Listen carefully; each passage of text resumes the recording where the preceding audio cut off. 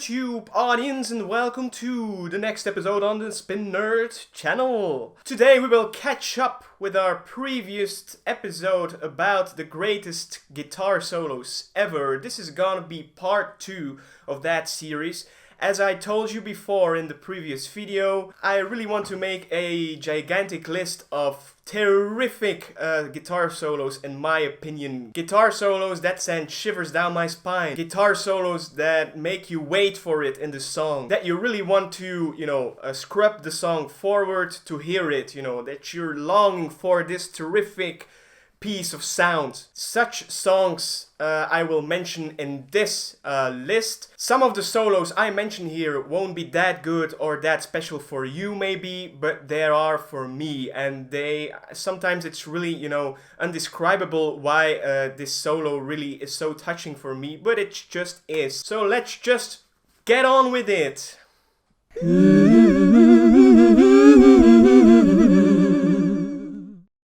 To, complete the second half of this magnificent solo episode, I will start off with my first solo in this short list, in this short episode of today. If you're curious about my previous solos mentioned in the video in part 1, just wait for the end of this video and click on that video to watch it also, so you have an idea of the concept that I'm working on here. The first solo in this short list is a very short one. It's one from 1964.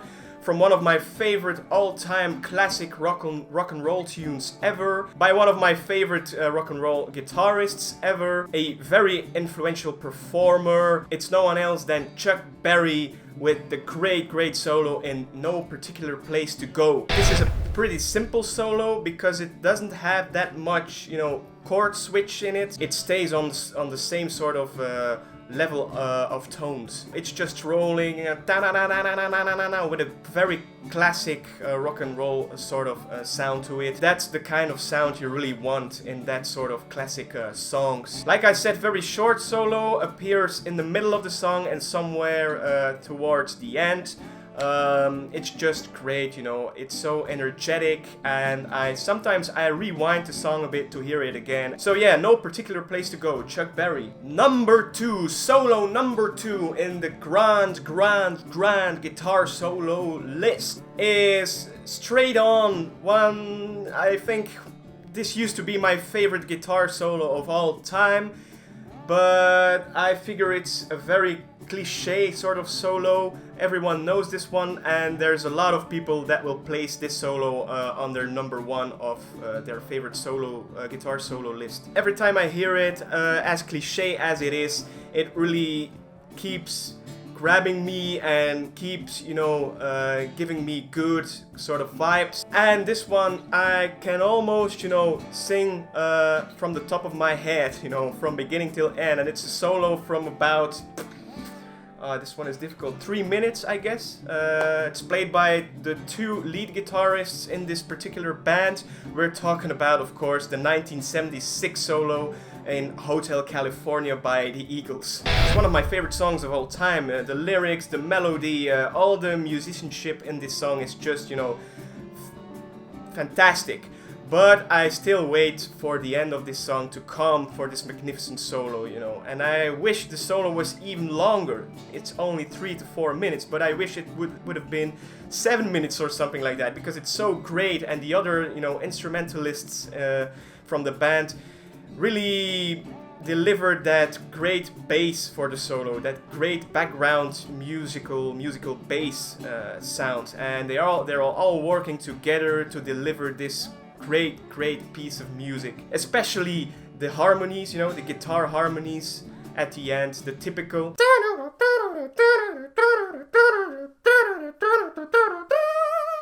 That is just great, perfectly done, I wished I could have seen this live, back in the day, 40 years ago. But too bad I am way too young and that I was born in the wrong era. Solo number 3, very different solo, a lot of reverb, great reverb on this one. It's the one in Moon Age Daydream, the 3rd song on the magnificent album The Rise and Fall of Ziggy Stardust and the Spiders from Mars.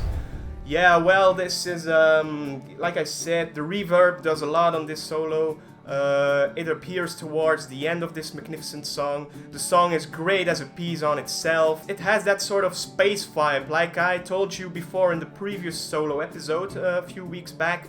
Like I said about the song by Pink Floyd, Time. You know, it has this reverb and this sort of, flying into space kind of atmosphere. I think this solo has this feeling as well, and it makes it great. Of course, the solo was played by Bowie's dear friend Mark Ronson. He did, of course, a lot of memorable work on other early Bowie, Ziggy Stardust, period-ish recordings. And I think this one must be his greatest in my eyes. Moon Age Daydream.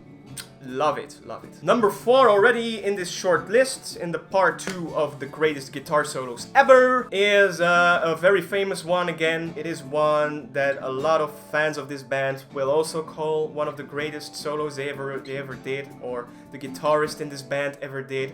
And the guitarist we're talking about is no one else than, of course, the great Keith Richards from the Rolling Stones, and I am a huge fan of the solo in Gimme Shelter from the 1969 album Let It Bleed, the magnificent piece that opens this classic album, and that is the greatest track on this album as well. Also the vocals by Mary Clayton. It was a last minute decision to put to call this lady and invite her back in the studio to record these vocals, and she did it great. She did it even better than Mick did. And then we have the solo, of course, that appears in the middle of the song, played by Keith. It really makes the song a finished piece. It's so great, it sounds so full.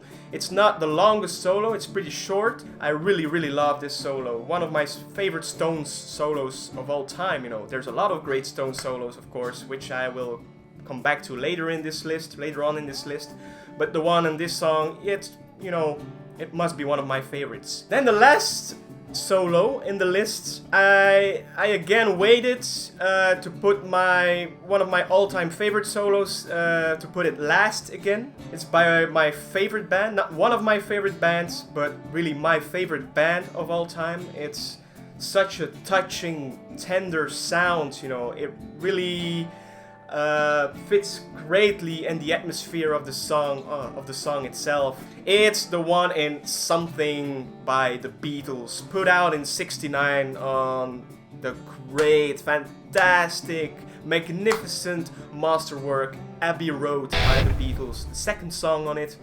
Written by George Harrison, and the solo was played by George as well. It's written for his girlfriend at the time, Patty Boyd. Very simple sort of love song, but the instrumentation and the feel to this song is so touching. It's just so romantic. It's the most romantic song of all time in my eyes, and the solo is one of the reasons why this song is such a favorite of mine. What does a great job for me as well is the magnificent bass line by Paul McCartney on this one. George wasn't really a fan of this bass line because he didn't want the bass to put out that much in the song, to be so much in the spotlight, But Paul, he actually pretty much ignored that and did a great job on the bass part. George wouldn't agree, of course, but I think it's a perfect match together. You have this great mixture of just pure musical greatness. So yeah, guys, this was my last song in this short list of this week's. Within a few weeks I will be back with part 3 of the great grand guitar solo list. Hope you enjoyed it. Hope you'll enjoy the weekend as well again, with a lot of booze, love, friendship and music. Have a great weekend. Goodbye.